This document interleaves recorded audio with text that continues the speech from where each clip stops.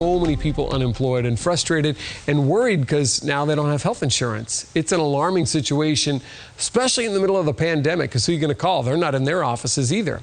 So what options do you have if you were insured through your employer and you lost your job? 4 in Your Corner's Sandra Rodriguez reporting from home. She's been speaking with insurance experts on what options you have tonight. Sandra?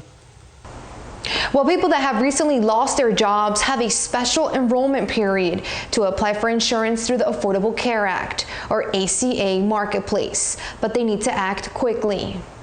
Built into the Affordable Care Act, whenever you're losing coverage, you have a 60-day window to actually get insurance through the exchange. As tens of thousands of Floridians cope with job losses, many are also left without health care coverage during this pandemic. But there are options, including insurance coverage through the federal government's Affordable Care Act. If you are approved for a special enrollment period, they will forward the tax credit to the insurance company, and then the insurance company will provide the insurance for you.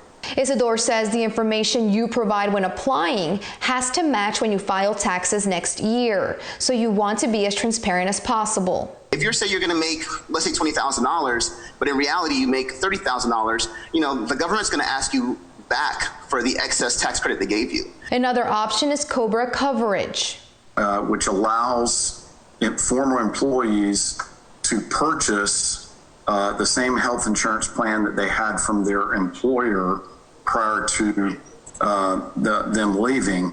COBRA, for most people, is likely to be pretty expensive, but it is an option, especially continuity of care. With COBRA coverage, you have to pay the full premium yourself.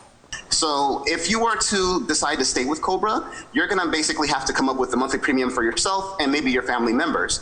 Versus if you were to go through the Affordable Care Act, you would get a tax credit for each person on the plan. Isidore says premiums through the ACA marketplace are usually fairly reasonable in proportion to someone's income.